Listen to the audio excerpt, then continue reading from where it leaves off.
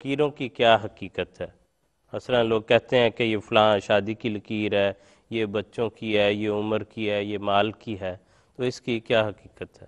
جہاں تک اسلامی نقطہ نظر سے اس بات کا تعلق ہے تو محض یہ گپ ہے، اس میں حقیقت کوئی نہیں ہے، اور ایک اندازہ ہے، ایک اٹکل پچو ہے جو ایک سمجھدار اور ذہین انسان کے چہرے کو دیکھ کے، ہاتھوں کی ساخت کو دیکھ کے لگا لیتا ہے۔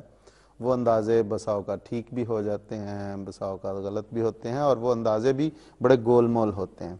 اس لیے یہ کہنا کہ اس میں کوئی عمر کی لکیر ہے یا دوسری شادی کی لکیر ہے یا فلاں کام کی لکیر ہے، تو ایسی کوئی بات نہیں۔ اور اس قسم کا ہاتھ دیکھنے والے بڑے ذہین ہوتے ہیں، وہ دیکھتے ہاتھ پکڑتے ہی پہلے تو کچھ ایسے بعض ایسی مسٹری کی باتوں کا اظہار کریں گے جیسے وہ بہت کچھ جان گئے ہیں، اس کے بعد پھر ایک آدھ بات کریں گے کچھ، تو وہ اندازے ہی ہوتے ہیں اور کچھ نہیں ہوتا۔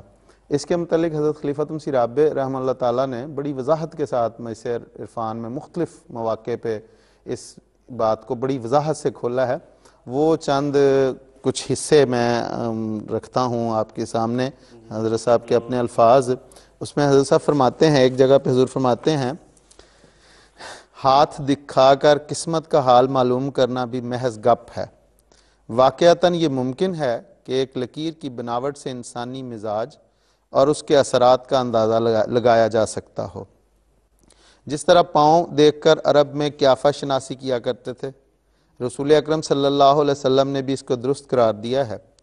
اس حد تک تو دشت شناسی درست ہے، لیکن یہ خیال کرنا کہ ہاتھوں کی لکیروں میں قسمت بنی ہوئی ہے اور یہ واقعات رونما ہوں گے، یہ سب گپیں ہیں۔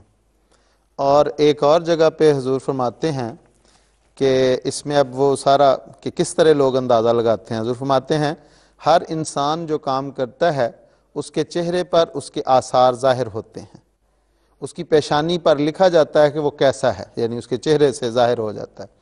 اور قیافہ شناس انسان بڑی آسانی سے کسی انسان کے سچ جھوٹ کو پہچان لیتے ہیں، اس کے مزاج کو سمجھ جاتے ہیں، یہاں تک کہ اس کی عادتوں کا اندازہ کرنا بھی مشکل نہیں ہوتا۔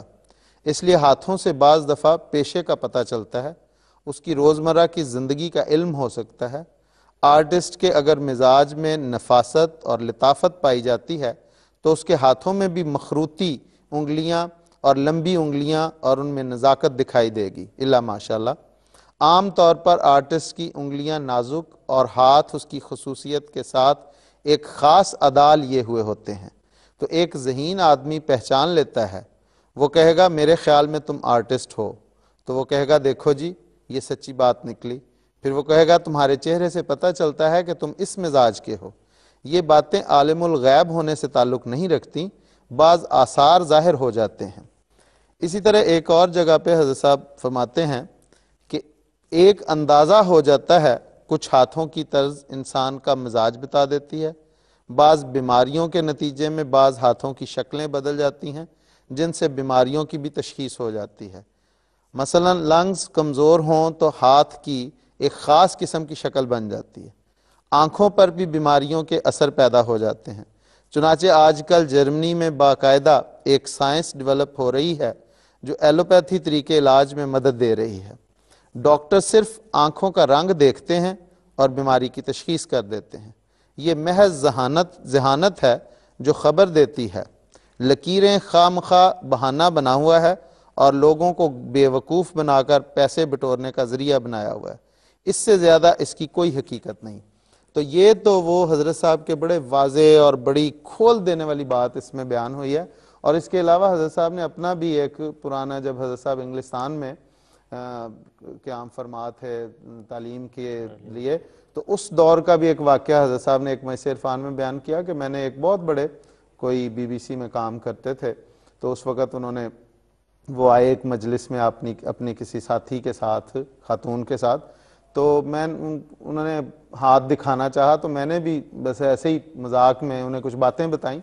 تو وہ قریباً 30 سال کے بعد وہ مجھے ملے، میں یہاں جب آیا تو انہیں پتہ چلا، تو بڑے باقاعدہ وقت لے کے میرے پاس آئے اور انہوں نے کہا کہ جو باتیں آپ نے مجھے بتائی تھی وہ اسی طرح پوری سچ ہوئی ہیں، آپ نے کس طرح بتایا؟ تو اس میں پھر حضرت صاحب نے ساری تفصیل بتائی کہ میں نے تو آپ کے اور اس خاتون کے دونوں کے مزاج کو دیکھ کے اندازہ لگا لیا تھا کہ یہ باتیں رونما ہوں گی. تو یہ اس قسم کے اندازے ہیں جو دراصل اس سے لگائے جاتے ہیں.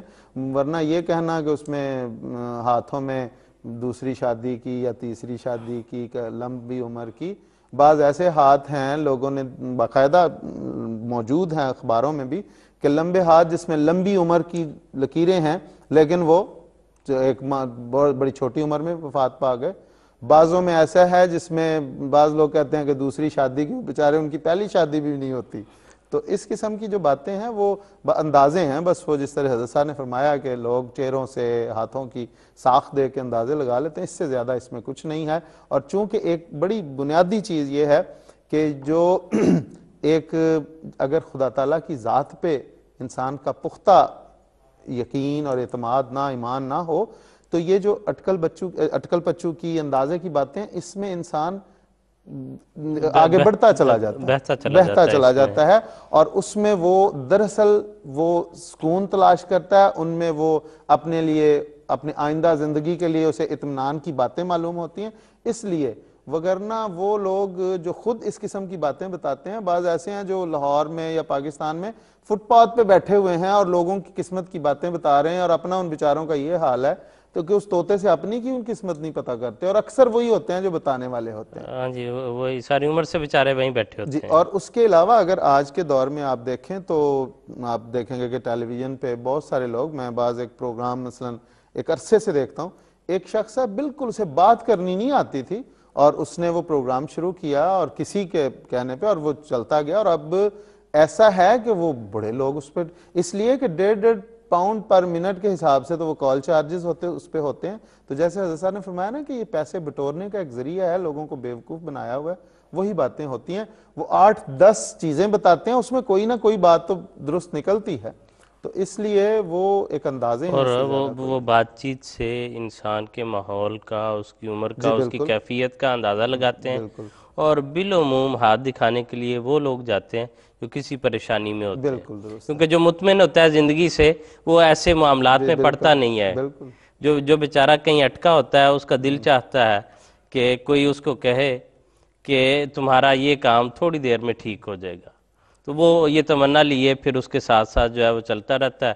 ہو جائے تو اچھی بات ہے، وہ اس کا جو ہے وہ لکیریں دیکھنے والا اس کا ولی ہو جاتا ہے.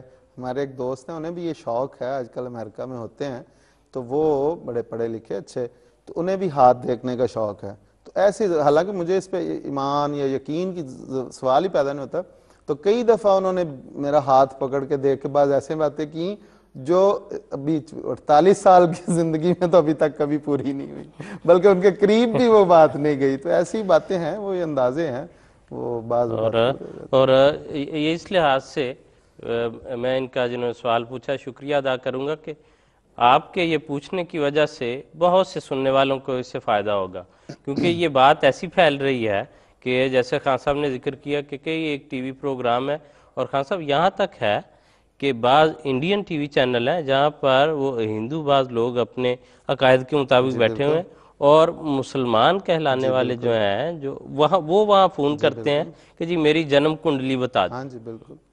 تو یہ چیزیں پھر انسان کو مذہب سے رفتہ رفتہ بہت دور لے جاتی ہیں.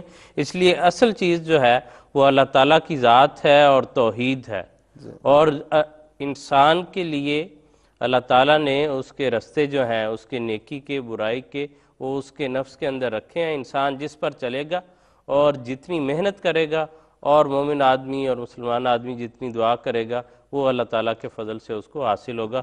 یعنی کریم میں اللہ تعالیٰ نے واضح طور پہ یہ فرمایا کہ لیس للانسان الا ما سعی، کہ انسان جو کوشش کرتا ہے وہی اس کو حاصل ہوتا ہے. اور مومن پر اللہ تعالیٰ یہ فضل کرتا ہے کہ اس کی کم محنت کے نتیجے میں بھی اس کی دعاؤں کی وجہ سے اور عاجزی کی وجہ سے اس کو بڑھا کر عطا فرماتا ہے.